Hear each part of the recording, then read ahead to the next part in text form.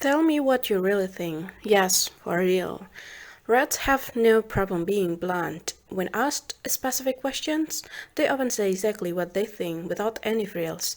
They see no need to wrap things up in a bunch of empty phrases. When a thought poops in their heads, everyone knows it immediately. They have opinions on most things and they trot their thoughts out quickly and efficiently. A common remark is that rats are very honest because they dare to express their personal truth to people. They don't really understand what the fuss is all about. They have only say the things as they are.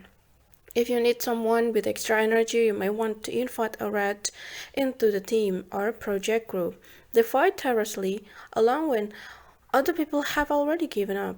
If they are determined to succeed, that is. A task that has become humdrum or meaningless could be totally ignored by a rat, and I call this phenomenon slock or split.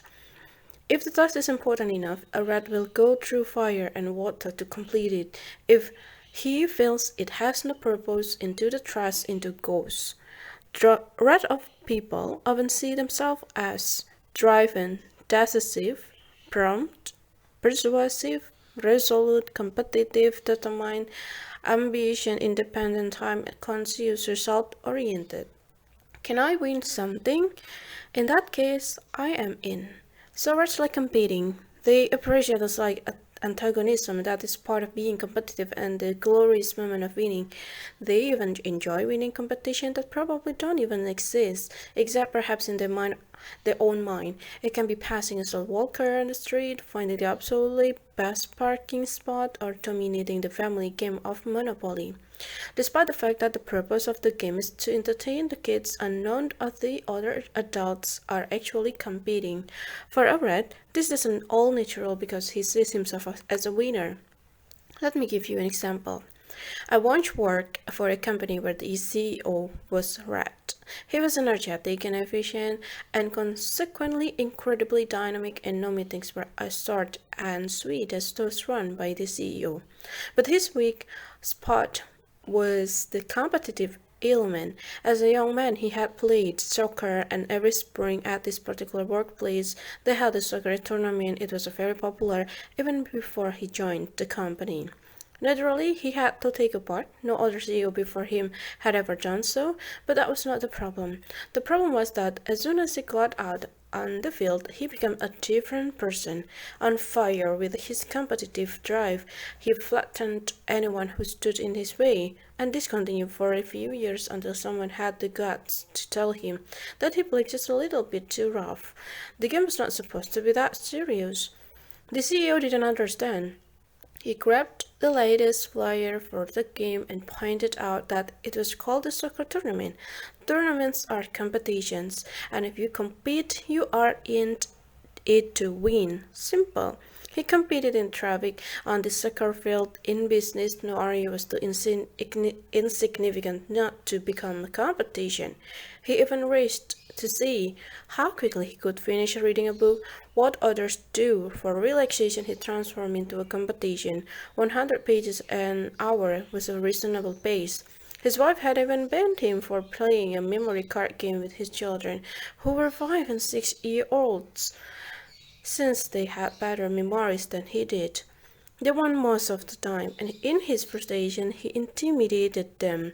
Before you conclude that this guy sounds rather unsympathetic, we need to look at his intention. This kind of intensive and competitive behavior often upsets other people because they think it is all about dominating and suppressing others. Nothing could be further from the truth. His intentions were almost never malicious. He just wanted to win.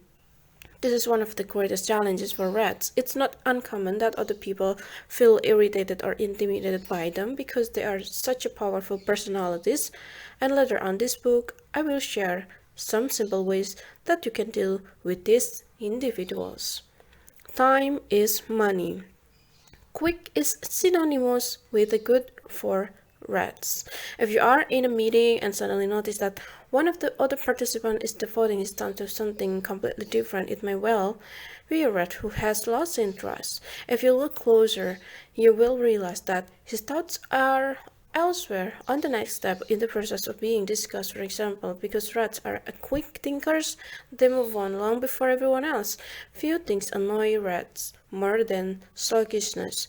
If a meeting or a discussion drags on, he may interrupt and ask if it's really necessary to prolong the issue. We have already discussed this for 20 minutes. Get it together, it's only a few million in investment. How hard can it be? If you think about it, they are often right. When other people may find it difficult to make a decision, rats are prepared to make quick decisions in order to keep things moving. With the rat on the team, nothing will be discussed ad infinitum. After all, it's always better to do something rather than nothing, right? The advantage is obvious. We are talking about people who never waste time on anything that does not move forward. As soon as the task becomes unclear or is taking too long, a rat will ensure that the momentum is maintained and spur things along. Chop, chop, done in double time. About 15 years ago, I began working for a small consulting company with about a dozen employees. It was a policy organization with a great spirit of entrepreneurship and excellent momentum in a business dealing. One of the reasons why they were so efficient was because the founder of the company was a rat. Nothing could move too quickly for Jorn. But Jorn, no meeting took longer than was absolutely necessary. In my second or third week in the new job, I was sitting in a traffic jam when my cell phone rang. I looked at the display and saw that it was Jorn. I answered. That way I would be instructed to. When I started at the company with the greeting my name and the company name, impatiently he interrupted me and spit out his questions. Were you looking for me? No, I replied, and took a deep breath, already ready to say something else. I didn't get the change. Okay, he said and hang up. 8 seconds. Unpleasant? Well, at the time we didn't really know each other. However, I must admit that the whole episode had me worried a little, at least on that occasion.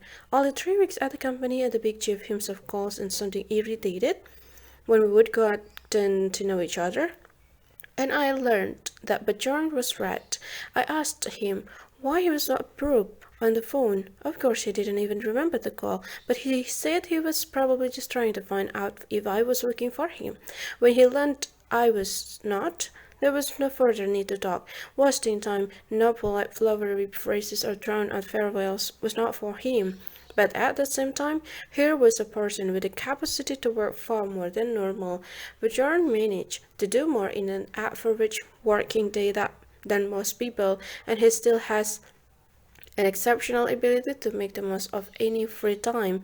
If he has a gap of 5 minutes in his schedule, he managed to squeeze in an email, a phone call, and go through some meeting minutes from the outside. This may seem like an unnecessary pursuit of efficiency, but a rat that has inactivity, things must happen. Add to this a sense of constant urgency and a great deal with the get done. The sky's the limit, or is it? For a rat, a realistic budget is a budget for cowards. If we don't push for ourselves to the breaking point, we haven't tried hard enough. Rats love difficult tasks, so their level of ambition is usually boundless. The ability to manage difficult situations and challenges is the defining attribute of rat behavior. When a person with a red trait sets his goal, several things happen. First, he wants to know how well a specific test under the most favorable condition could be performed.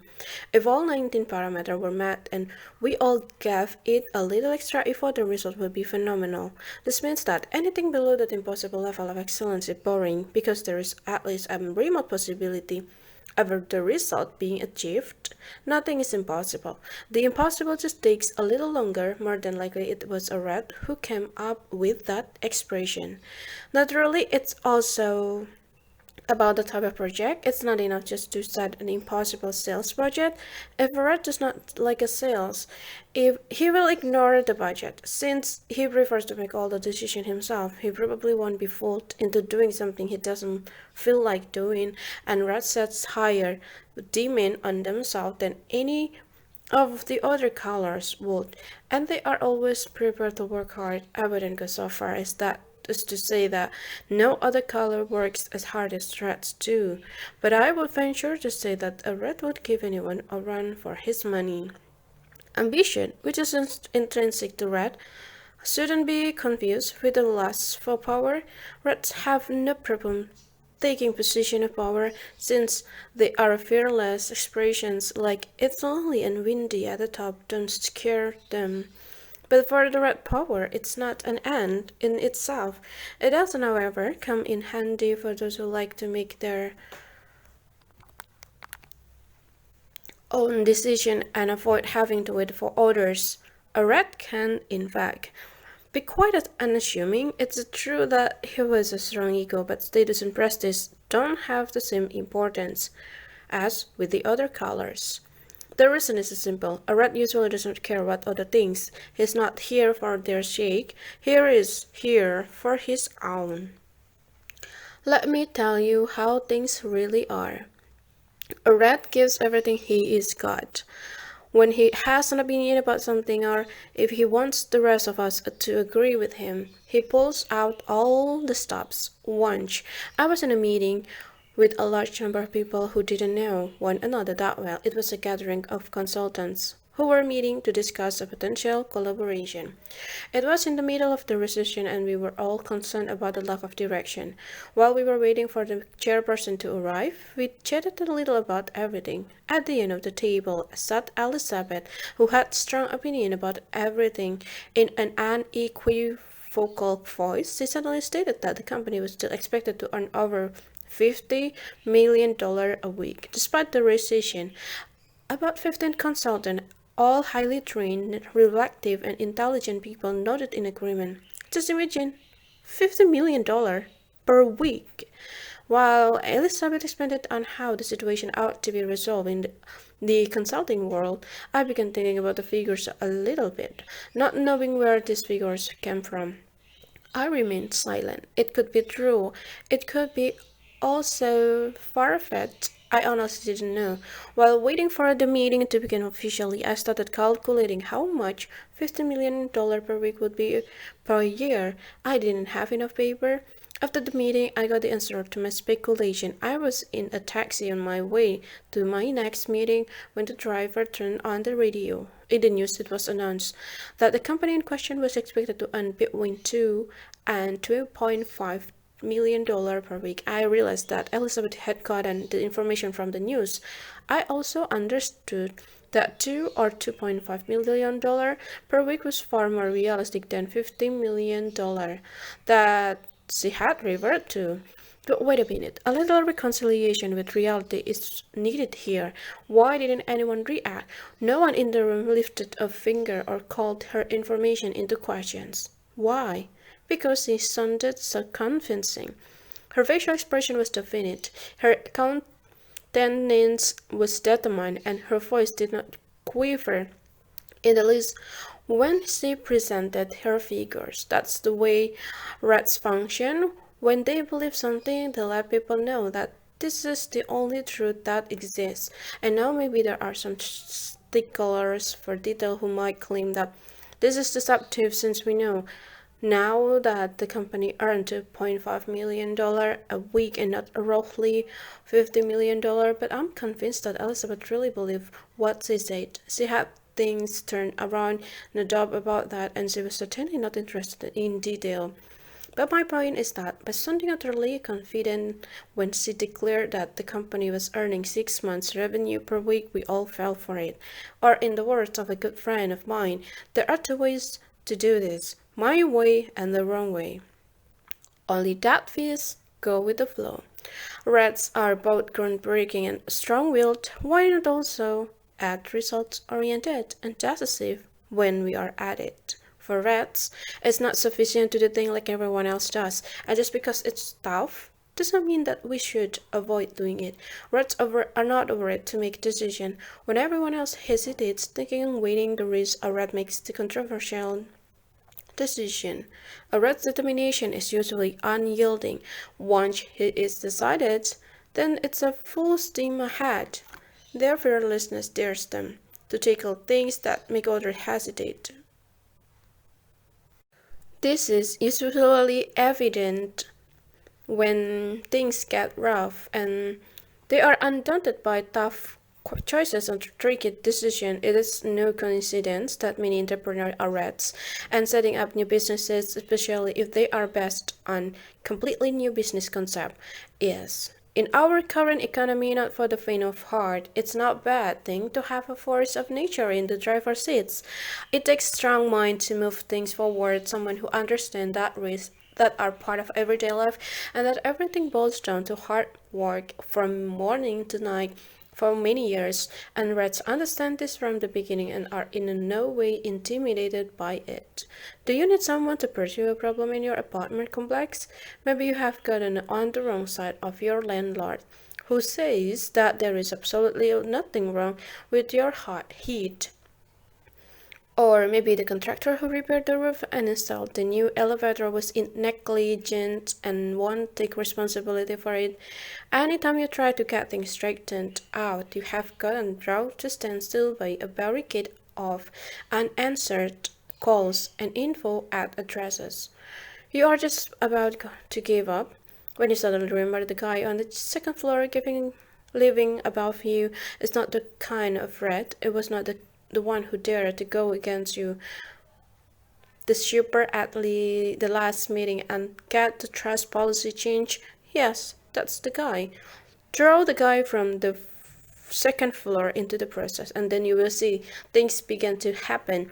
You might have to motivate him a little, explaining that he has a lot to go from it himself, but he will make things happen. He will subdue the landlord and get the contractor in line, and he won't lose any sleep just because someone got angry with him in the process. Generally speaking, a red strange are very powerful. They are extremely clear in their communication, and you don't have to look far to identify red behavior, of course. Over the years, many reds learn to restrain themselves somewhat, but it does not usually last very long. They will be back to full throttle and all that entails. It was not better before. Onward and upward. A red does not try to stick it to his original point of view when he realizes that a better solution exists. He is a quick thinker and has no problem shifting his ground at a short notice. One of the advantages of this is that he doesn't reject other people's idea if he has none himself. It's worth looking into anything that can propel development forward. Sometimes decision can come a little bit too quickly, but the will to constantly change creates a strong dynamism and flexibility. If anything has been static for a long time, maybe a few weeks, he will turn things up a notch. Some people may find it distressful, but when you ask a red why he changed something that was actually working, the answer could well be because I could. And naturally, there are also downsides. Reds get bored with the status quo quickly, and so they get change it, and the people around them have no idea what will happen next. When the greens and blues have just gotten used to the new organization and they think they finally grasp how things are supposed to work, well, a red will have already outlined the next step. Conclusion on red behavior. So what do you think? Do you know any reds, and do you have any around you? If you want to get to know where some famous red people, consider Steve Jobs, FDR, Venus Williams, or Margaret Thatcher, and there is also Barack Obama and Mother Teresa. Oh yes, it's true. If you consider Mother Teresa's deeds, the strength she needed and whom she had to deal with, the world's foremost leaders, to achieve what she did, then you will realize that she was extremely determined and forceful, a typical red profile. Number 5.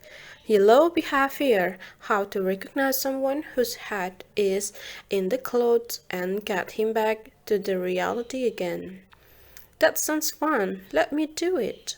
In the Hippocratic world, we have now come to the sanguine person. What other words can be used to describe him?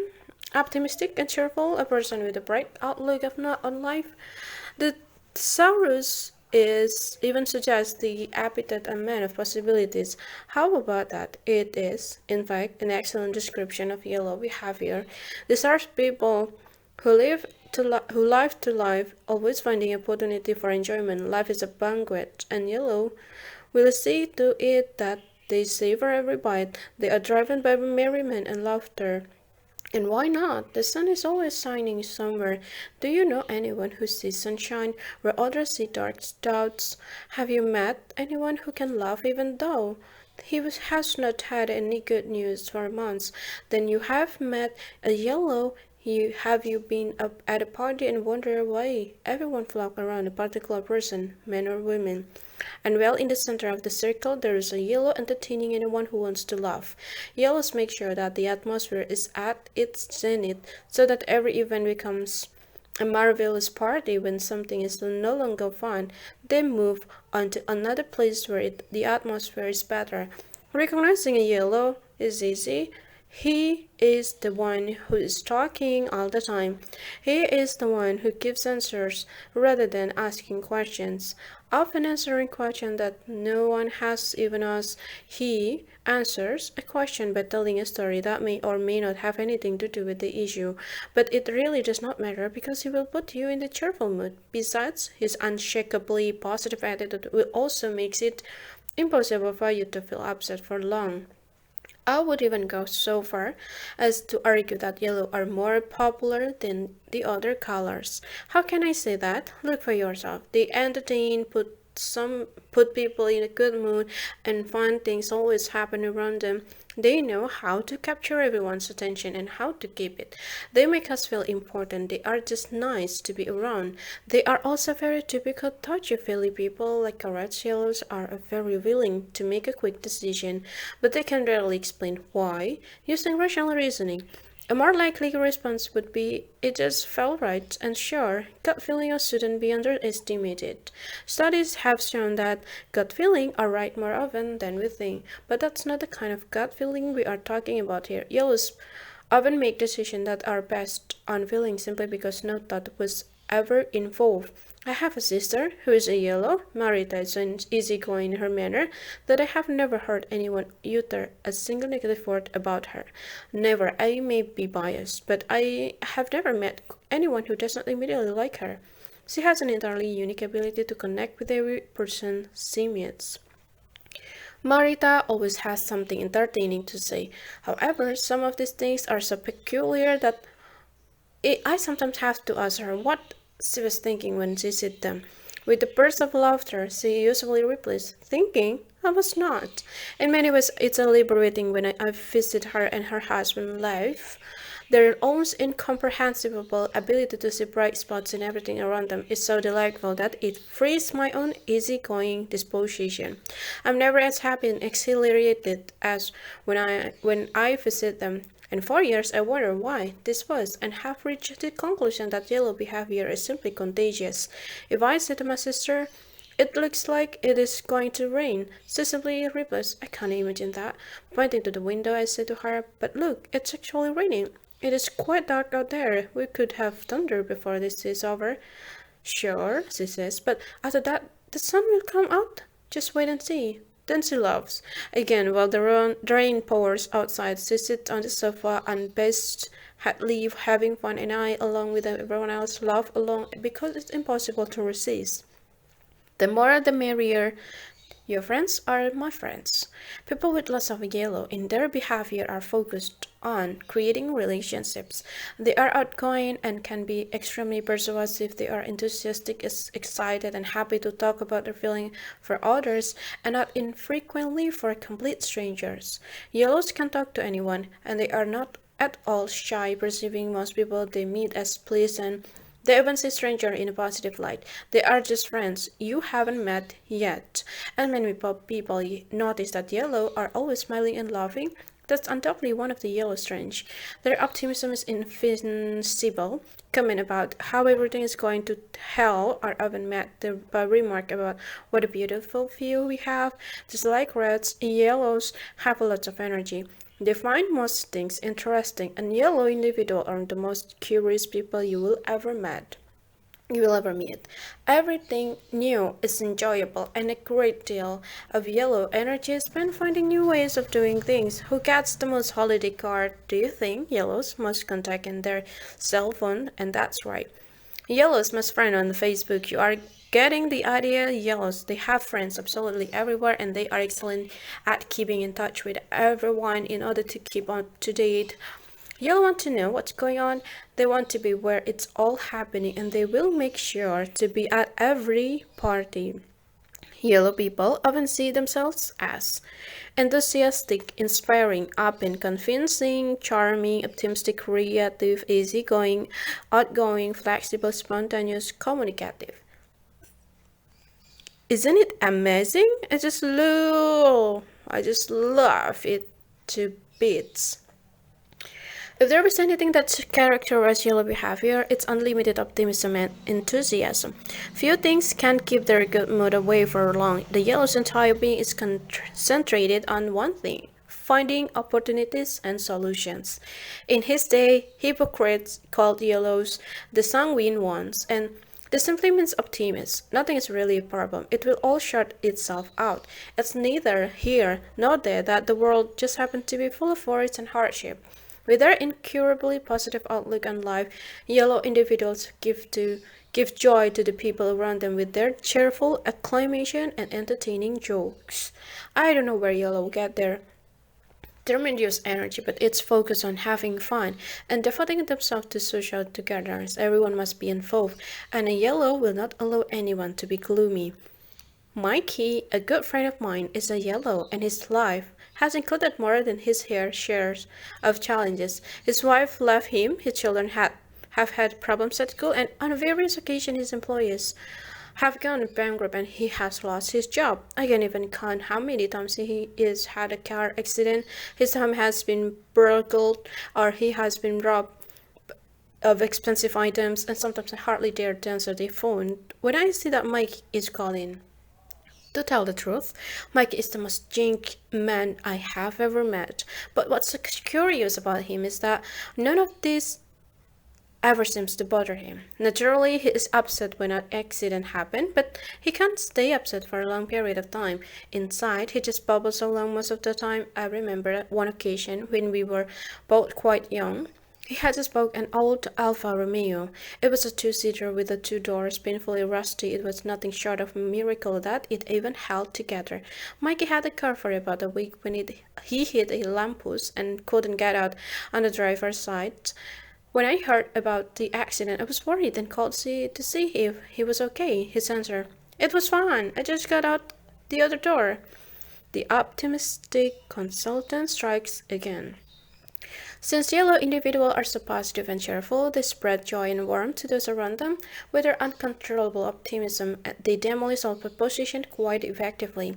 Who can be upset when there is someone pointing out the good things all the time? How could anyone fail to be inspired by a person who refuses to see half-empty glasses, who always see the positive? One of my customers is a sales director for a pharmaceutical company, Mariana. Worked her way up in the company via what we call the long route. Her manager and coworker all agree that she is being so successful simply due to one thing: her amazing ability to inspire in those around her.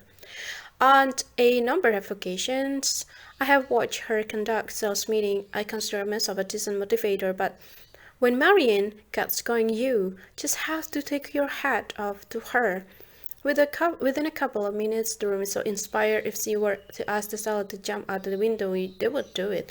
Even though they are on the fifth floor, this makes everything sound so simple. It's a great idea to jump out the window. We can do this. Let's jump. And the group jumps after her with her optimism and bright outlook on life.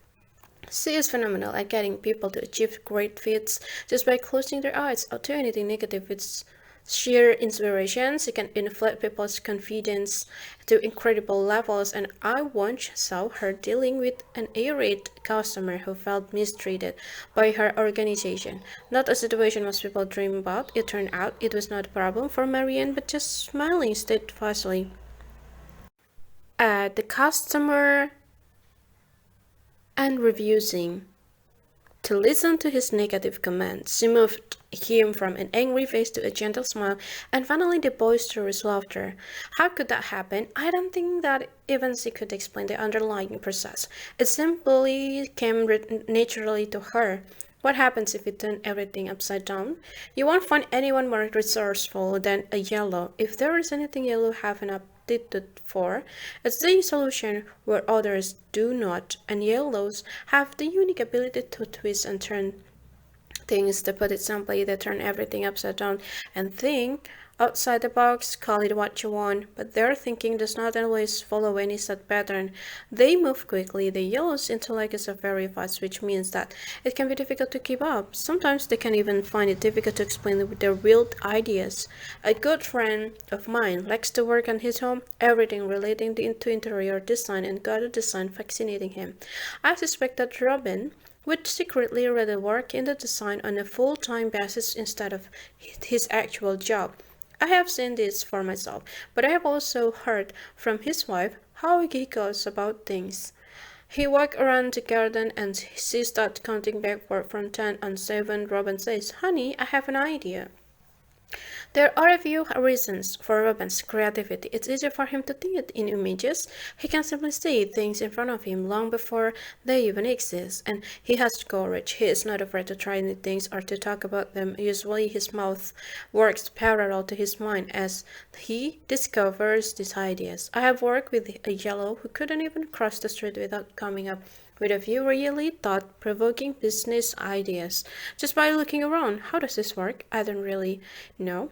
For a long time, we asked him to write down his proposal. You will learn more about how a yellow would react to that kind of structure when we start talking about weaknesses.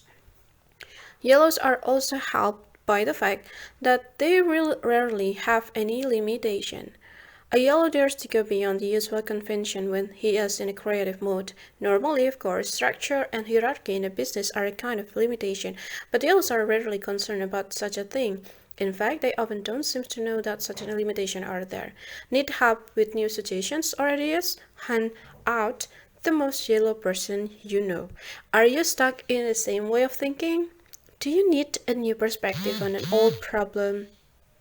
But one thing that can lead to another, and then all of a sudden you have something that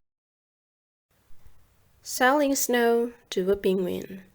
With all their energy and optimism, yellows are very persuasive. It's easy for them to get carried away seeing opportunities and solutions where others might only see a dead end.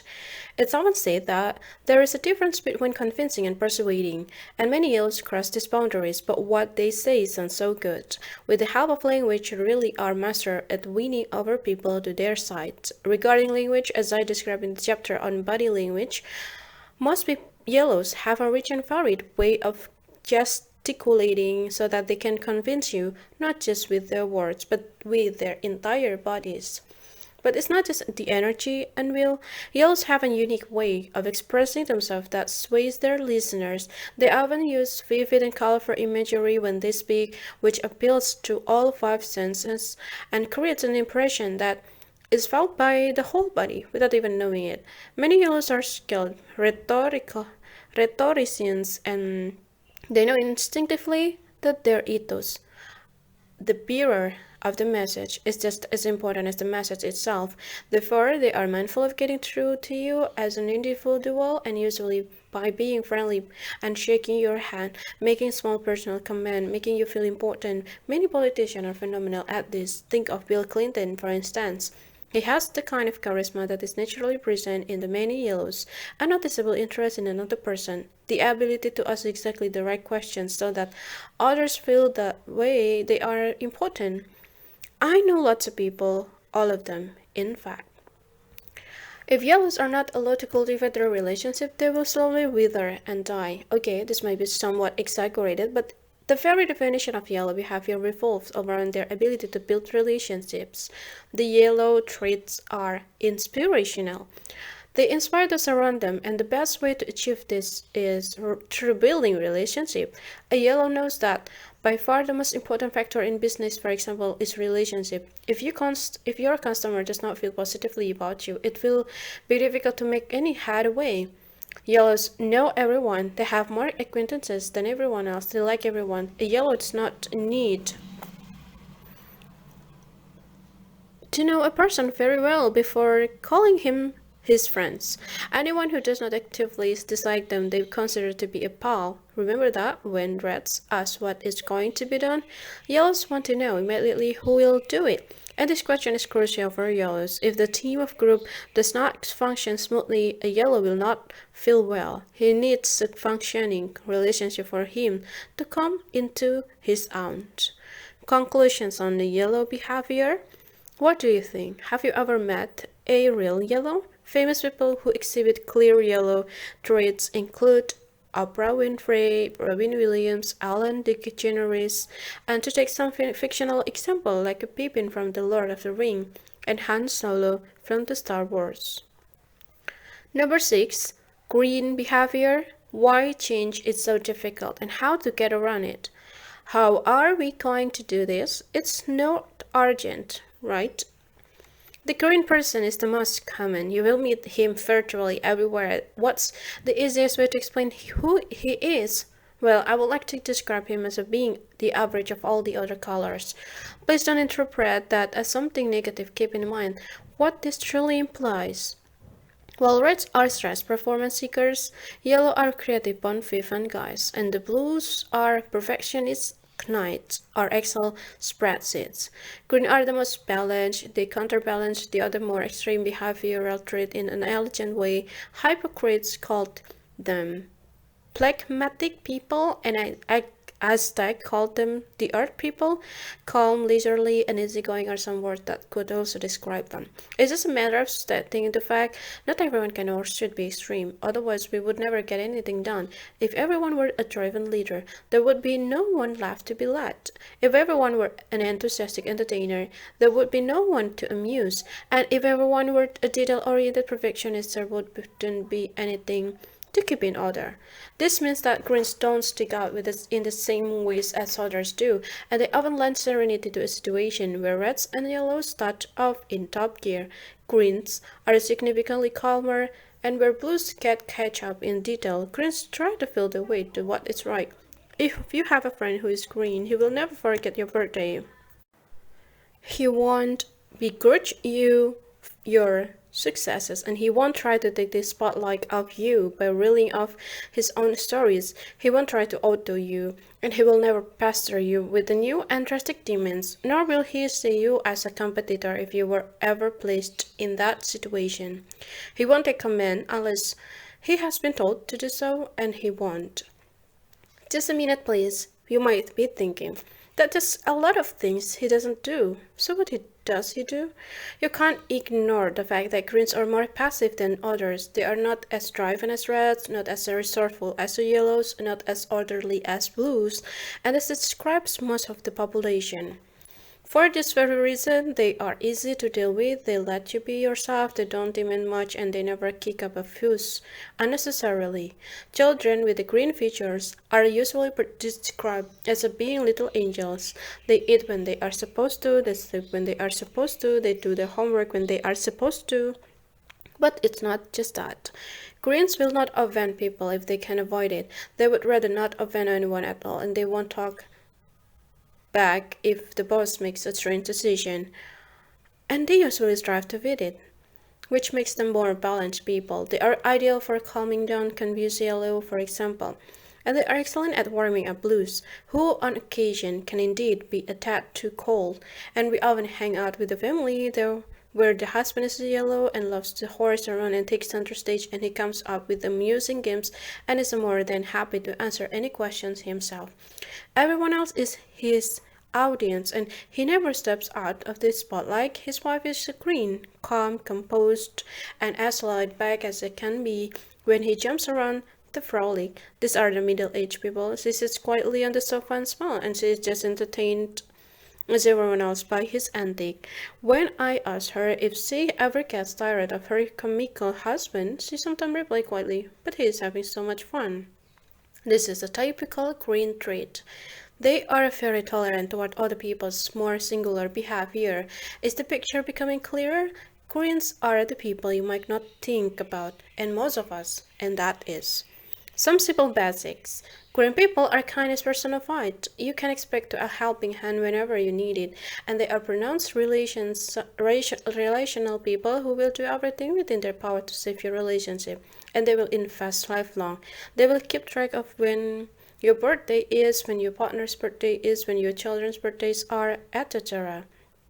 It wouldn't surprise me if they even know when your cat first saw the light of day. It's often said that the Greens are the best listener, and this is true. A Green will always be more interested in you than in himself, and if pure change he should be interested in himself, he would never dream of showing it.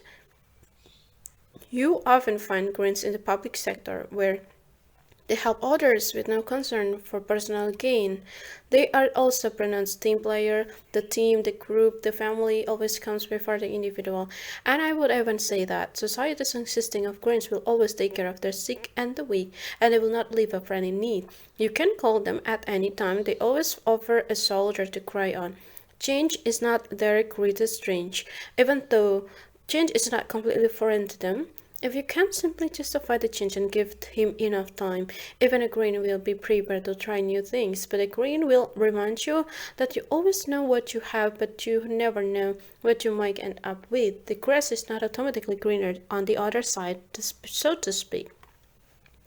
Green people often see themselves as friendly, considerate, predictable, discreet, calm, pleasant, stable, thoughtful, reliable, patient, team player, and good listener. The best pal in the world? As I have already said, these are naturally friendly people. When they tell you that they sincerely care about how you are doing, you can trust that they lie awake sleepless for your sake. Just like yellows, greens are relationship people and their interest in others is genuine and authentic. If you ask a group of people if anyone is prepared to lend a hand and no one steps up to help, a green would jump in and shout, "Just me." Why? Because he didn't want to leave you in the lurch. He knows that if you don't get any help, you will feel bad, and even though he can be passive, he's always prepared to help a friend. I still remember a young woman I worked with at a consulting firm years ago. Admittedly, my job was certainly blue as well, but above all, she was green. Her problem was obvious. When someone asked her for help, she always said yes, every time. It was difficult to find her desk due to her workload, but she organized everything in the end. We could always rely on her assistant handling all the things, and the rest of us had simply forgotten about. She had a warm and friendly smile, so we asked her to work in reception and have the first contact with a new client. She never failed to serve coffee, fix the cushions, to keep track of how long clients had been waiting. But you never forget anyone's birthday or anniversary. She frequently sent short email to all of us, stressed out consultant reminding us that we had families we also needed to be looked after. Sure, we could take care of our own life, but in her kindness and thoughtfulness, Maja went out of her way to help. It was natural for her, and whenever we asked her to take it easy and take care of herself for a change, she almost felt offended. She wanted to take care of us. It simply made her feel good. Of course, there were limits, and Maja and consultant ran the risk of someone taking advantage of her huge heart, but when properly balanced, this selflessness is a beautiful quality. Koreans do this naturally. When having coffee, it's quite normal for you to ask the people with you if they would like a refill. When other caller would likely to take their empty cups to the coffee maker, Koreans would simply fetch the carafe and refill everyone's cup. A green wants to stay on a good terms with everyone, so he will even help people he doesn't really like that much. Otherwise, there might be some kind of hula baloo, and he thinks will well, of the most people is confident in others' ability. Sometimes he does this so intensely that it ends badly, but normally that's the fault of the other person, not the greenest himself. He is so good-hearted that now and then others can take advantage of him.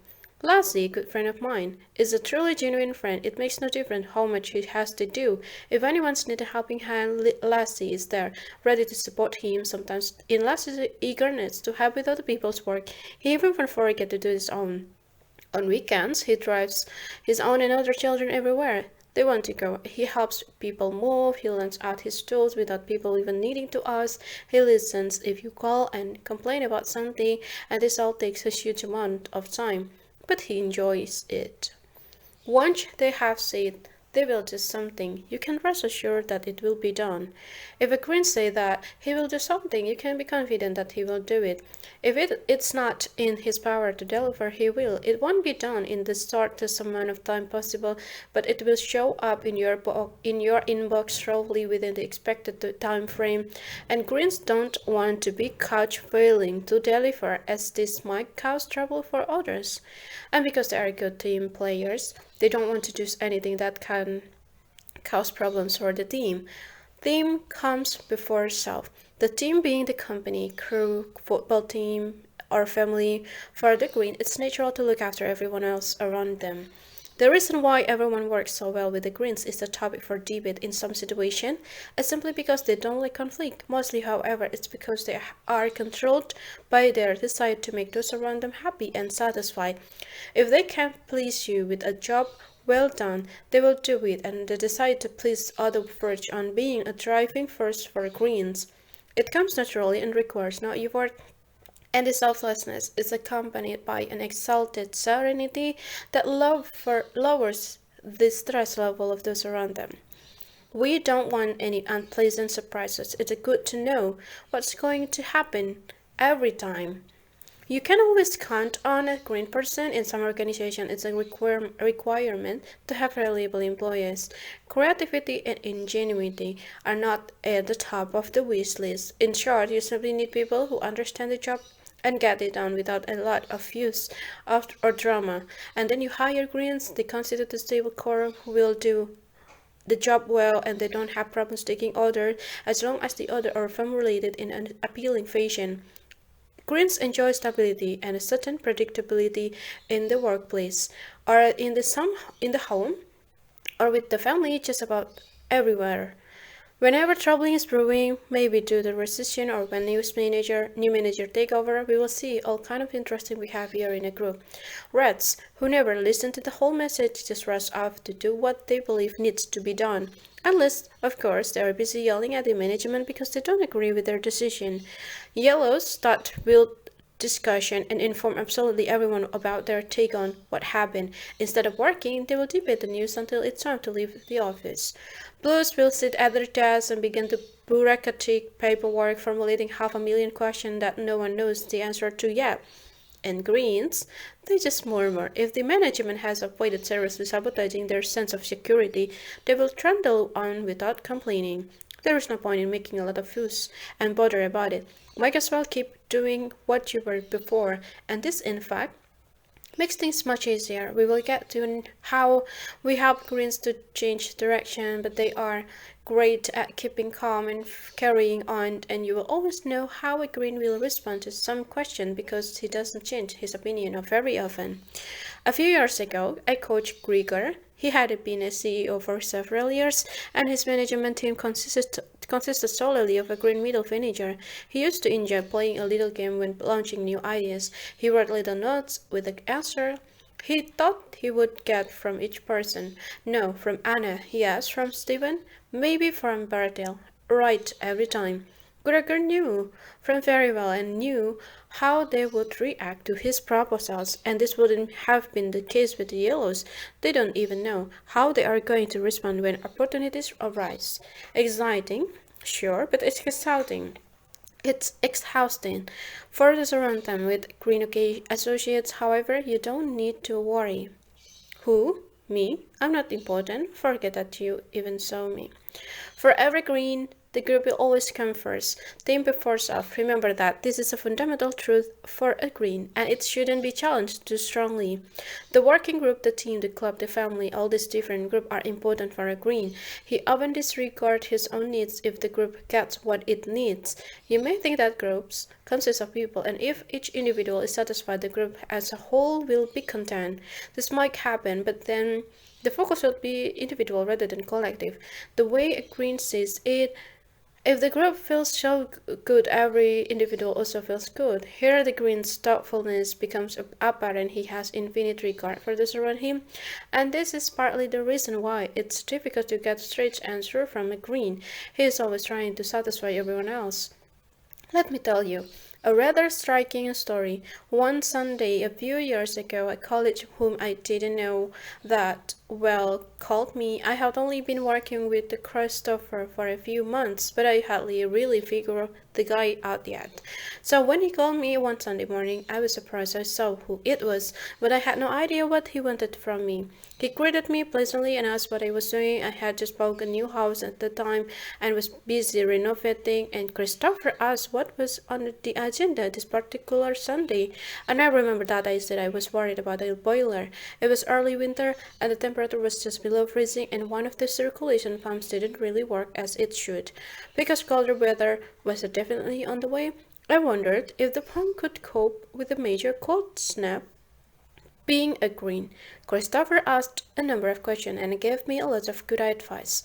He would once had a similar boiler, and besides he knew a plumber whom he might be able to ask to come by and have a look if I was interested, of course. Christopher and I chatted for a while, and I became increasingly puzzled about why he had actually called me. He asked me where I lived, and I gave him the address, and he promised to write it down and give it to his plumber friend, and then, as a kind of by the way, he asked me if I had any plans to go into town that day. I lived about 25 miles from the office and had not intended to go to work that Sunday. I explained this to Christopher. We chatted a little while longer, and in the end I finally asked him straight out what he really wanted. Then he revealed that he was standing outside the office in his t-shirt because he had accidentally locked himself out when he had pooped out to fetch some lunch. I looked at this thermometer, 30 degrees with light snow. We would be talking for about 15 minutes. I got into the car and saved him from freezing to the bone. Everyone else is important. A green never asks for anything. I know exactly what you mean. They say greens are introverts. That is, that they are active in their inner world. This means that they don't talk just for the sake of talking. When you are quieter than those around you, it's natural that you listen, and greens will listen. They are interested in you and your ideas, unlike reds who only listen when there is something to be gained from it, or yellows who usually don't listen at all, although they will normally deny this fact. Greens hear what you are actually saying, and they have a genuine ear for human problems. They might not offer any suggestion or solution, but they understand what you have told them. Don't assume that means they agree with you, but they are good listeners so far. You have probably tried to puzzle all the pieces together. Where do the different colors fit in? What kind of job would be best each of them? And these are good questions. Even if there are no simple answer, the observation that often arises when I work with these issues in different organizations is that reds and yellows in particular must be good at retailing and selling. This is true for sure, but the greens are often overlooked. We always teach salespeople to talk less and listen more, something greens already do quite naturally. Helena was a seller I coached a few years ago. She was green and very gentle in her ways, and most people didn't understand how she survived in that daunting industry. But I have a theory. She once told me about a time when she met a tough chief executive everyone had tremendous respect for, and no one in the entire company had managed to sell anything to him. But after a little coaching from me, Helena was determined to have a go. So she arranged a meeting, and they ran into each other in the parking lot at a restaurant where they were to meet for lunch. The stern executive cruised into the lot in a vintage car from the late 60s. Beautiful, shiny, and obviously very special, Helena said the only thing she could think of. Wow. Do you like cars? Asked the executive. Before they had even greeted each other, Helena nodded. Then he told her about the car, how much he had spent to restore it, the paintwork and alloys, the engine. He showed her that what it looked like under the hood, and Helena nodded and murmured approval and hope he wouldn't ask her any questions since he couldn't tell the difference between a Ford and a Chevrolet. But she didn't interrupt. She just listened. After that, it was easy. They sat down and he asked to see the sales agreement. How did she do it? By doing nothing at all except for one thing. Listening, he signed before the flood was even served. The conclusion of the green behavior. Okay, do you have any Greens in your family? Highly likely Mr. Roger Gandhi, Michelle Obama, Jimmy Carter are some well-known people with element and of green, and yes, Jesus, there is a guy who knew how to help others. Number 7, blue behavior in pursuit of perfection. Why are we doing this? What's the science behind it? The list of 4 colors is an interesting fellow. You have probably met him. He doesn't make a fuss of about himself, but he does keep tabs on what is happening around him. While a green will just go with the flow, a blue has all the right answers in the background. He analyzes, classifies, evaluates, assesses. You have met a blue if you visit someone's home and everything is organized in a particular way, clear labels and names on each hook so that the children will know exactly where to hang up their jacket. Dinner menus divided into 6-week intervals to ensure a balanced diet stuck on the refrigerator door. If you look at his dolls, you will find that everything has its own spot and nothing is out of place. Why? A blue DYA guy always puts things back where they belong. He is also a pessimist, a realist. He sees errors and he sees risks. He is the melancholic who closes the circle. Behavior, reserved, analytical, and detail-oriented are some words you might associate with the blue. Excuse me, but that's not quite accurate.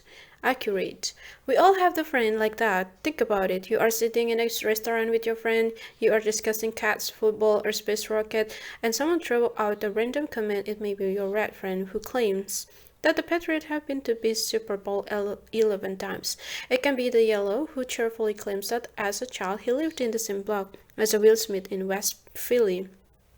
Your blue buddy clears his throat and in a gentle voice says that the Patriots have actually only been to the Super Bowl in 10 times, with their first appearance after 1985 season and 8 times since 2001, and that Will Smith actually grew in the Winfield, which is well north of the block in question and a half-hour walk from the lovely Centennial Arboretum.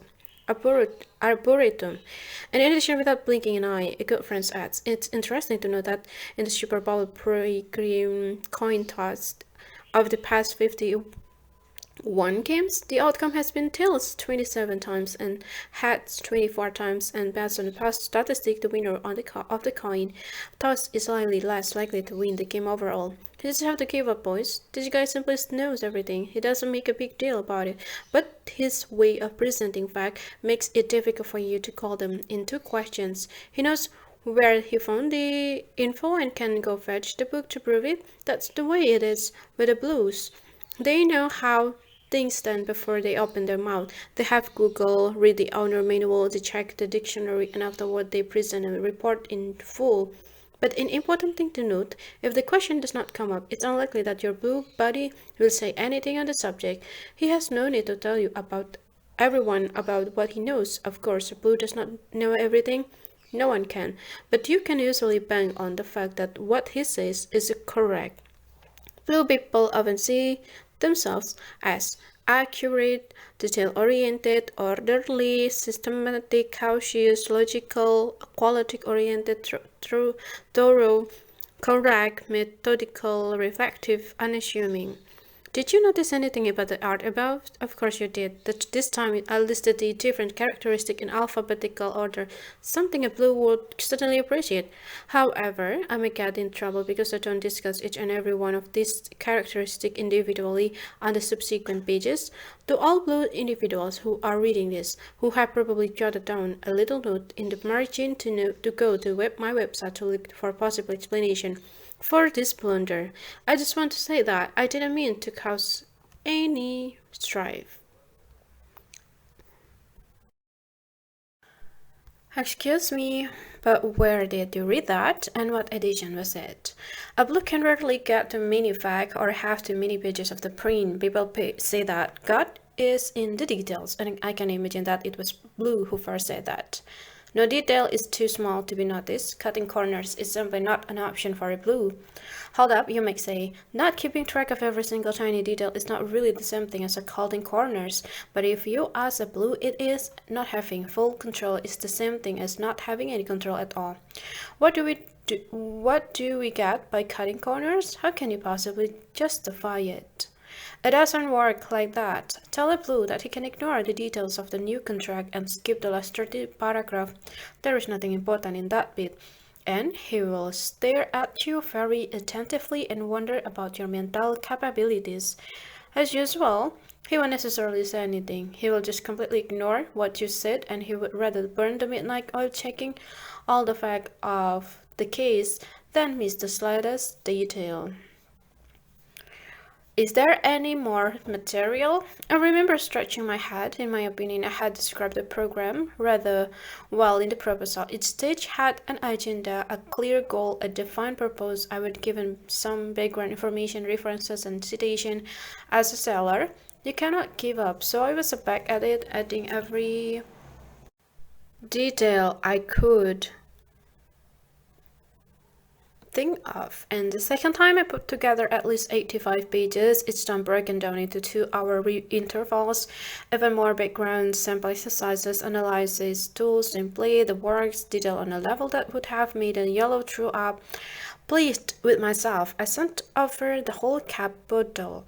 It took several weeks before I heard from the CEO. I asked if he was ready to make a decision, and he asked, "Is there more material?" Well, this time he wanted to come to my office, and for 90 minutes we sat on the same side of the table in the conference room at my office and went through the table of containing the proposal. He had drawn up the general terms and conditions on legal paper, and each section was full of questions of notes, and afterwards he said with a totally expressionless face that it was the best meeting he had been at for a long time. But what he really wondered was, is there any more material? I sent him off and sat down for a while and pondered. More material? No problem. I shared the whole training folder. This was before e-learning and virtual classroom, at least 300 pages covering every 15-minute session during the 15 days of training in 5 different stages of leadership. This was all the material there was, even with information about when coffee breaks should be slotted in, exactly what questions should be asked of the individual during training, how the room should be furnished, the works, and I can certify there were no gaps. I thought that if I took all this and rammed it down his throat, he would be satisfied at least. After a month, he asked if there was any more material. There was not. A common misconception is that blues are unable to make decisions, but that's not the case. It was not that the CEO was pushing the decision into sometime in the future or that he couldn't decide. He simply had no need to decide. And for him, the process leading up to the decision was significantly more interesting, and he just wondered if there was any more material. Why some people have to sleep on things for so long? You wonder if they have gone into hibernation. The preceding example also illustrates another important characteristic of blue behavior. They are generally very cautious. They often think safety first, where a red or yellow would take a will change. A blue will hold off and consider everything one more time. There may be more factors to take into account, right? You need to get to the bottom of things before you act, and this can manifest itself in various ways. It's a fact that for the blue, the trip is more important than the destination, exactly the opposite of the red. Obviously, this amount of caution can result in no decision being made at all, and it also means that blues rarely take any major risks, and never taking any risks ensure a predictable life. We can probably agree on that. I'm not saying anything about how exciting and inspiring it would be. I'm just stating the fact. And sometimes a blue can even completely refrain from starting something because he can't assess the risk. I once met a blue seller who had trained as an engineer. His motto was that the best deal is often the one you didn't make. Risk assessment is a complex thing, and who knows what dangers are lurking out there. A blue generally solves everything by creating advanced systems that manage the possible risks that may arise. They set 3 alarms stuck. They leave 2 hours early when one would be enough, and they checked and rechecked the children's backpack before school in the morning, even though they packed them the night before and no one has touched the backpack during the night. They triple check that the keys are in their pocket, and of course they are. Where else would they be? The benefits of this are evident. Blues won't be taken aback by an unexpected event in the same way others would be, and in the long run they save a lot of time. It doesn't matter if it's easier, it's still not right. Things cannot be allowed to go wrong, and that's all there is to it. Quality is all that matters. When a blue individual thinks his work runs the risk of being shoddy and low quality, things come to a standstill. Everything must be checked out. Why has the quality declined? And running the risk of generalizing, I would say that a fair number of engineers have distinct blue traits: accurate, systematic, fact-oriented, and quality-conscious. I can't know for certain, but I would imagine that Toyota, the Japanese car manufacturer, probably has a good proportion of blue engineers among its employees, and they have a policy that you must always ask why 5 times to ensure quality and get to the heart of the issue. I would say that this is a typical blue approach, which, in addition to the Japanese mentality, which is very long-term and rather blue in expression. So let's say someone discovers an oil stain on the floor. A red approach might be the lambast the person closest to him and then all order him to mop up the stain. A yellow sees the stain and then forget it, but 2 days later is surprised when he slips on it. The green also sees the stain and feels a little bit of guilt because it poses a problem and everyone is ignoring it. A blue would ask, why is there an oil spill?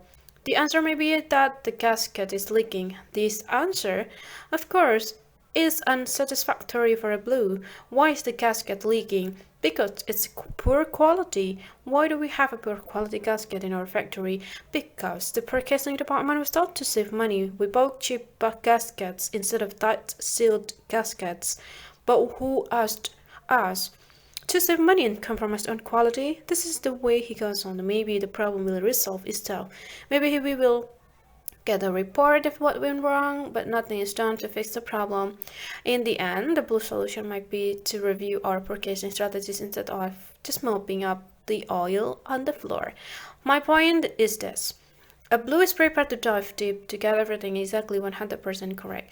Blue argue that if they are going to do something, they must do it correctly, and vice versa. If a task is not worth being done properly, then it's not worth doing at all. And furthermore, because blues usually find it difficult to lie, they will always point out the defects they uncover, even defects that may reflect poorly on them. I clearly remember a discussion my parents had when I was a child. We moved from time to time, and usually our house had to be sold, and with everything that entailed that, the engineer would, of course, do all the work himself, and he managed the viewing personally. My mom was always upset that he began each viewing by pointing out all the flaws and shortcomings of the house. It leaked here and there, and someone had flaked off behind the sofa. Why are you telling them that? My mother wondered, because this and that is wrong. Dad replied, sure, but do you have to tell that to the prospective buyers? I know they may never want to buy the house. He didn't understand the problem. As a very honorable and honest person, he couldn't hide the faults he knew were there. He could live the fact that we rarely made a huge profit on those deals. He would be honest about the house because that's how it should be done. If the trail does not match the map, there is something wrong with the trail. Logical and rational thinking is critical to a blue. Out with all the feelings as much as possible and in with logic. Of course, blues can turn out their feelings completely, no one can, but they like to say they use rational argument when making decisions. They value logical thinking highly, but they can very easily become depressed when things don't go their way, and depression has nothing to do with logic and everything to do with feelings. Few people can repeat the same task an infinite number of times in exactly the same way like a blues can. They have a unique ability to precisely follow instructions to the letter without questioning, provided they understood and approved of it in the beginning. How do they do this without getting bored or careless? Well, It's logical. If a particular method works, why change it? While a yellow or red would find new ways of doing something simply because they were bored, a blue repeats the same thing time and time again. Consider how a blue would put it together a piece of furniture from IKEA. If there is a manual, then of course you have to read it through thoroughly before you start. Reds, confident they can easily do this and start screwing and putting together the various parts without even looking to see what's in the rest of the box. Yellows stir up everything, exclaim that it's going to be great fun to get the furniture in place, and they live in the future and can already see a clear picture of the new cabinet on the right wall of the bedroom with the grandma's tablecloth and lovely vase of tulip on it. They put each part together a little bit absurdly, without much effort, and they will screw in a few screws where it looks logical only to skip it to another part of the cabinet. A green DIY guy leans the enormous box against the wall and has a coffee break. There really is not a hurry. What does a blue do? He reads the instruction twice, examines what everything looks like, and confirms that the different pieces of the new cabinet match the picture in the instructions with a slightly damp, not too wet cloth, and he carefully wipes down all the different parts because they are likely to be dusty. He tallies the number of screws on the box so that he will not be surprised at the end if anything is missing. It may take a little extra time for a blue to put together his cabinet, but once it's done, you can be sure that it will stand forever. The devil is in the details. A few years ago, I wanted to renovate the patio in my yard because I like working with my hands. In contrast to just liking talking each day, I thought I would do the job myself, or at least part of it. My dad, well over 7 years at the time, was going to help out because he knew that I was pressed for time. Easier said than done.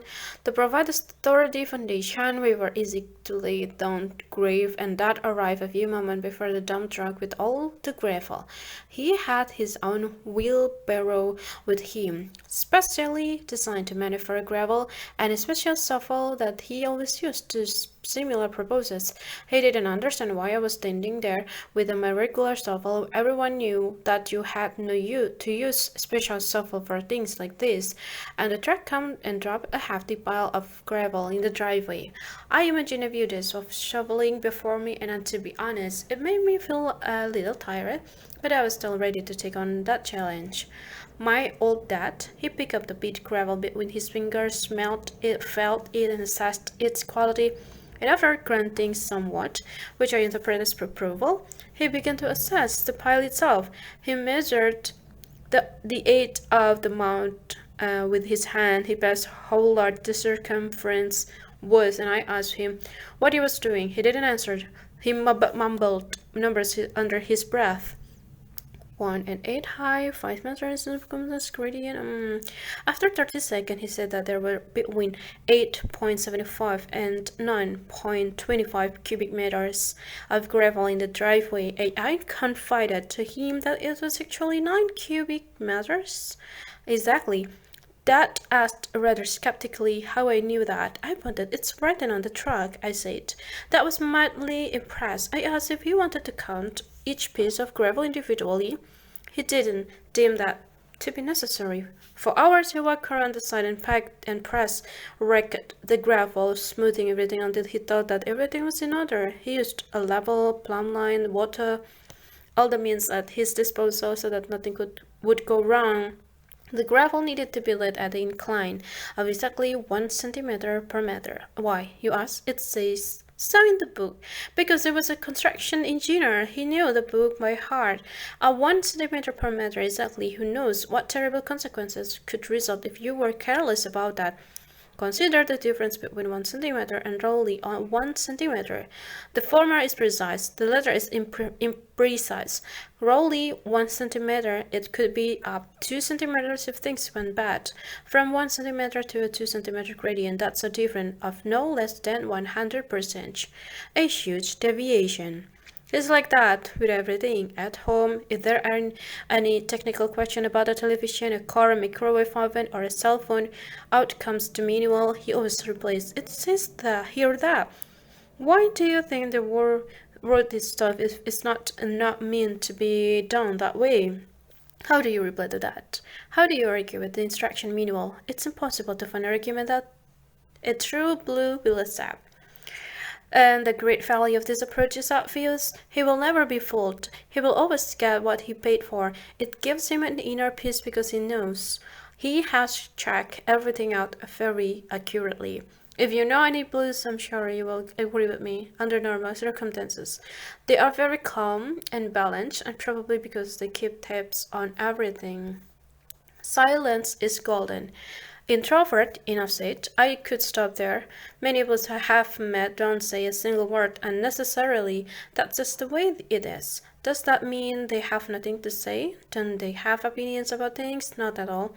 They are just a very, very introverted. Blues are the calm, stable individuals, the Aztec equated with the sea, the element of water, quiet on the outside, but under the surface anything could be happening. Introverted does not mean silent. It means active in the inner world, but the effect of this is often quiet. In general, advice is to listen attentively when blues do actually talk because they have usually thought through what they say. So why are they so silent? Among other things, it's because they, unlike yellows, don't feel the need to be heard, sitting in the corner and not being seen or heard makes no difference to them. They are observers, spectators more than central characters, and they can find themselves at the edge of a group where they observe and record everything that is said. And don't forget this, according to the blues value, being silent is something positive. If you have nothing to say, keep quiet. Conclusion on a blue behavior. Do you know everything about blues? Have you identified some blues in your life? Bill Gates and Albert Einstein both used their attention to detail and meticulous nature to build their success. We also have Sandra Day, O'Connor, and Condoleezza Rice, and of course, from the fictional world, Mr. Spock from the Star Trek. Perfect blue. All logic, rationality, and intellect, even if a few of the jokes slip past him. Number 8. No one is completely perfect, strange, and weaknesses. As the title of this book suggests, there are individuals around us who, under less favorable circumstances, we may find challenging to understand, and there are others we don't understand at all. No matter what the situation is, the most difficult to interact with are those who are not like us, because they obviously behave incorrectly. The differences begin to become clear. You can see the general differences among the different colors. The illustration on the page 63 showed an example of how they differ. Some people are issue-oriented and others are relation-oriented, while two of them, red and yellow, are quick to act. The greens and blues are relatively this. This is often the source of everyday misunderstanding, both large and small. I will come back to this on page 193, but I would like to take this opportunity to provide some nuance to the illustration of the different core behavior pattern that each color represents. I'm not saying that you will call people idiots like a store who opened my eyes at the beginning of this book. However, in all honesty, all of us on occasion have stood there, unable to comprehend a comment we have heard or watched someone behave in a way that is diametrically opposed to how we would have behaved, and so I believe that they are idiots. This reasoning assumes that I am always right, which is of course means that the other person and their form of behavior is automatically wrong. It's a tricky question. A wise person once said that just because you are right, I don't have to be wrong. We also tend to pay special attention to the faults and shortcomings of others. Child psychologists have argued that the things we find most shocking in the behavior of our children are the things we recognize in ourselves, but which we didn't do. So who decides what kind of behavior is right and wrong? Time for a real cliche. On the one hand, no one is perfect, and there you go, a real platitude, but really, there are no perfect human beings. No one is without fault or shortcoming. In my youth, I was constantly looking for a role model who could become my mentor in life, and that person, a man or woman, completely free from shortcoming. But I never found one. I still haven't seen any trace of this elusive perfect human, and of course that's the way it is. We live with our shortcomings and make the best of things, and on the other hand, when we think someone is an idiot? Is it really because of their faults and shortcomings, or have we failed to understand them? An attribute that may be useful in some situations is unsuitable in others. It's important to remember that communication usually takes place on the recipient's terms.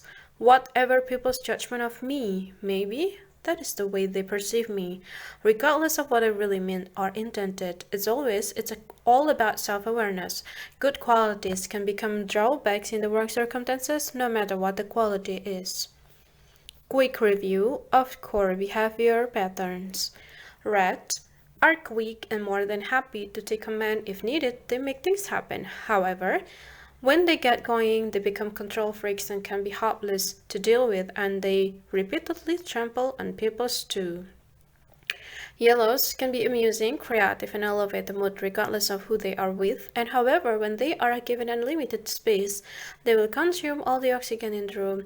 They won't allow anyone into the conversation, and their stories will reflect reality less and less. The friendly greens are easy to hang out with because they are so pleasant and genuinely care for others. Unfortunately, they can be too wishy-washy and unclear, and anyone who never takes a stand eventually becomes difficult to handle. You don't know where they really stand, and indecision kills the energy in other people. The analytical blues are calm, level-headed, and think before they speak. Their ability to keep a cool head is undoubtedly an enviable quality for all who are not capable of doing that. However, blues critical thinking can easily turn to suspicion and questioning those around them. Everything can become suspect and sinister. In the following sections, I deal with how people might perceive the weaknesses of certain behavior patterns. And naturally, this is a sensitive area and can be easily misunderstood. When I coach individuals, this is usually where things can get messy. So, as you read on, be aware that much is in the eye of the beholder who is right and who is wrong. The behavior patterns I am talking about are described as other people may perceive them, even if the intention of the person who just made a fool of himself might have been completely different. One thing I know for sure regarding the different colors is that each color evaluates themselves in different ways. Reds and yellows tend to inflate their strength and believe that they have no weaknesses. They have powerful egos, and a great part of their success can probably be attributed to the fact that they don't get bogged down in faults and shortcomings, but instead look for opportunity and good news. Clearly, this cannot be maintained over time, and conversely, greens and blues usually exaggerate their weaknesses in certain cases, even ignore their strengths. The consequences are clear. When you give positive feedback to a green or a blue, they sometimes appear to be immune to it and change the subject to something that went seriously wrong. Obviously, this is highly unproductive. Well, are we ready to go? How red people are perceived. If you ask other people about reds, you might get a different picture from the one the red gives of himself. What a surprise! My own private research shows that reds are surrounded by more idiots than the rest of us. Many people will agree with what you have read up to know about reds, but I have also heard about other comments.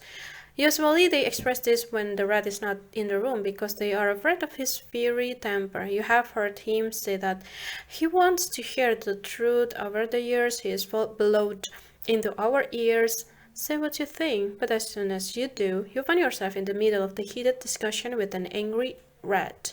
This means that what you are going to read now will often be completely new for many rats, and not many of us ever been able to make this point to a rat before. It takes way too much energy.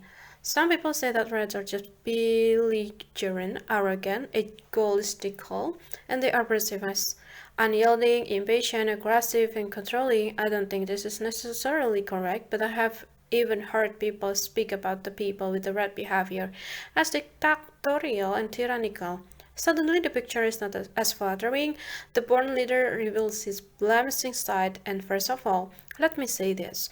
Nothing said previously would necessarily bother a rat because it is more task-oriented than relationship-oriented. Besides, everyone is wrong. But let's see what everyone else has to say. Why does everything take so long? Can't you speed things up a bit? Well, what can you say? A person willing to step outside any regulatory framework to get ahead is nothing if not impatient. When the usual official channels take too long, a rat will scale over a view level of decision makers and expeditiously look for the other person who really calls the shots. The first example that comes to mind was that the traffic in my beautiful capital city, sure, many locals are in more of a hurry than the national average when they sit behind the wheel. There are statistics about this, but since we are talking about rat behavior, I would like to tell you about a college and I had a few years ago. But John and I used a car as our principal means of transport in and around the city. It simply took too long to use public transport, but John lost his license every so often because of his somewhat liberal approach to speed limits. He lived far outside the city and the journey into the office, about 20 miles away, could take about 40 minutes, and that was on a good day. It could just as easily take an hour and a half. But John rarely felt the need to adjust his driving according to the flow of the traffic. His opinion was that there was no reason for him to follow every single traffic rule. The posted speed limit here and there, 50, 60 and so on, they were mostly a recommendation. They didn't apply to him. They were there for people who didn't really know how to drive a car. On one occasion, I was sitting in the office with a few colleagues having a cup of coffee, discussing the rather serious traffic situation. It felt as if the city was on the verge of a traffic infraction, but John didn't know what we were talking about. He was not aware of the problem at all. On the contrary, he thought that the traffic had not been bad lately, and when we questioned him a bit more, it turned out that he usually drove in the bus lane all the way for over 20 miles. It was so much quicker than that way, but John even maintained that this was okay. You could even get a permit for the bus lane, and that's what he did. And it cost him about 140 about dollar a month. About every 4 weeks, the police stopped him, but it was worth it. Just imagine how much time he saved, and all it cost him was the fines. He felt it was a deal. The story illustrates quite clearly how rat behavior works, and they know just as well as everyone else that it's wrong to break the rules. However, since it's quicker that way, they do it anyway. Rats are notorious rule breakers. Once again, I would like to remind you of their intention to get the job done. Rats have no problem taking one or two shortcuts, as long as it's about getting things done. With such a generous approach to regulation and rules, you will definitely arrive faster. I would even say that the rat is often so fast that if something were to go wrong, he would still manage to redo the project. At the same time, no one else ever really knows what's going to happen. I'm not screaming, I'm not angry. Because the way rats communicate is so blunt and so direct, many perceive them as aggressive. This is logical, but at the same time, this perception varies depending on who becomes the victim of the rat's forceful points of view. For instance, in Sweden, it's not acceptable to be having a kind of confrontational manner that would be fine in Germany or France. I'm not saying that people quarrel more in these countries, but that they have a slightly different approach to conflict. Just imagine, in many workplaces, people are encouraged to be candid and have open communication. And what does this really mean? It's easy to interpret it as meaning we should all be honest with one another and just say whatever we think, right? We want to have an open and forthright dialogue, and that's excellent for any organization to be efficient. It's necessary to have straightforward communication about things that are important. So, who excels at frank communications and can receive the same without getting cranky? Answer: no one. Besides threats, of course, for them this is a non-issue. Why are we even talking about communication? It's obvious that you say what you think, and many people find this stressful. To constantly have the truth pushed into the face can be onerous if you have difficulty taking it. My goal here is it's not to define what's going right or wrong. I only want to establish that all of us are different. So why do we sometimes perceive rat behavior as threatening and belligerent? Could it be that they don't give up right away? that they like to argue and debate even small matters if they find them important, and that they will raise their voices, glare daggers at people, and pound their fists on the table if it suits them. That sometimes they express themselves rather rudely. Imagine the following scenario. You have a project, something that you have spent a few days on, or maybe even weeks.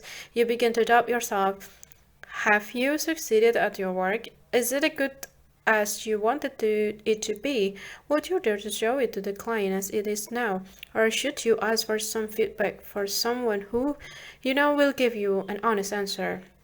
Just then a rat comes sauntering by, and you take a chance. You are fully aware of this college spouse, friend, cousin, neighbor. Well, be honest. You ask for a frank opinion with a degree of pride in your voice. You show him what you have accomplished, and you can go through your process step by step without you noticing.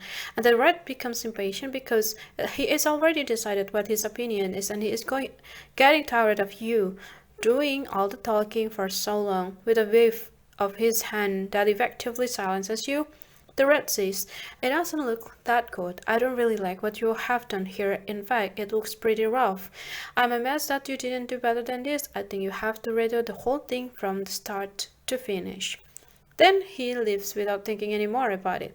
You are left there feeling forlorn and crushed, regardless of what color you are. Exaggerated? Can this happen in real life? At this stage, if you believe that such nasty people don't really exist, then you have never met the genuine rat. Or the rats you have met have essentially learned how to be dishonest. Think about it. What's a purpose of cutting a person down to size so completely? What were the rat's intention? It was to do exactly what you asked. You wanted an honest opinion. Say exactly what you think, you said. It's a possible you even added, I won't be angry, I won't be sad, I won't be disappointed or suicidal. Be prepared, says the rat. Because here it comes. By asking for an honest opinion, you release a flood of brutal candor, but you will survive, perhaps with your self-confidence a little waterlogged and your ego utterly drowned. As a consultant, I have explained countless times that when a rat goes all out on an issue that's important to him, an issue on which he does not intend to give up, and well, this time will be brutal. If you are afraid of the conflict, then you shouldn't put yourself in that situation. A rat has no problem with conflict. Rats don't consistently create conflict, but a refreshing quarrel every now and then can be a good thing, don't you think? It's just another way to communicate. A little tip, the worst thing you can do once you get into a conflict with a rat is back off. That tactic can cause you serious problems. More on the later.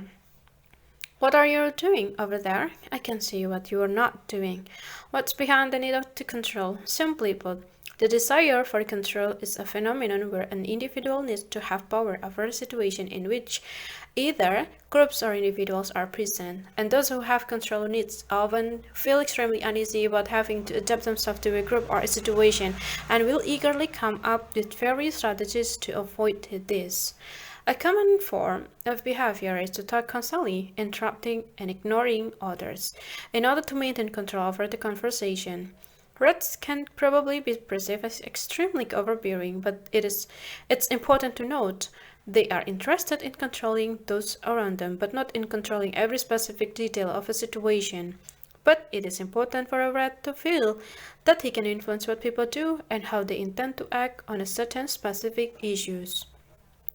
At the heart of this need for control is to believe that they know more than anyone else, and because the rat feels he knows best, he will keep the tabs on everyone around him to ensure that they all do the right thing. The advantage for a rat is that he gets everything done this way. The advantage is obvious. Everyone else feels controlled. Some people think it's a good thing when someone else makes the decision and holds the button, but others feel limited and just want to escape. I try to care about you, but it would help if you were a little more interested. Have you ever met a person completely without feelings? No, I thought so.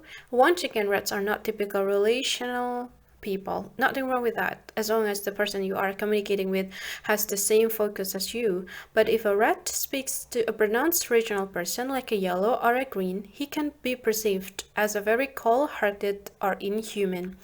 Let me illustrate this with an example from my own personal experience. I had a colleague whom I always appreciated with very much and still have a great respect for as a professional, but also as a good friend. Okay, it's the famous Bjorn again. A few years ago, we were having a tough period in the company. Fall had been a difficult and strenuous time. Long days, late nights, and frequent weekend work. We had worn ourselves out. We had worn one another out, and we had worn out our respective families. We were on our knees. We really deserve a quiet and restful holiday season. For the company holiday party, we went to a Japanese restaurant. We had taken our shoes off and were sitting on cushion, each holding a glass of sake in his hand in a typical Swedish fashion. We looked at the menus while at the same time keeping an eye on what the other were thinking of ordering. Of course, most of us didn't want to order something that no one else chose, except for Bjorn.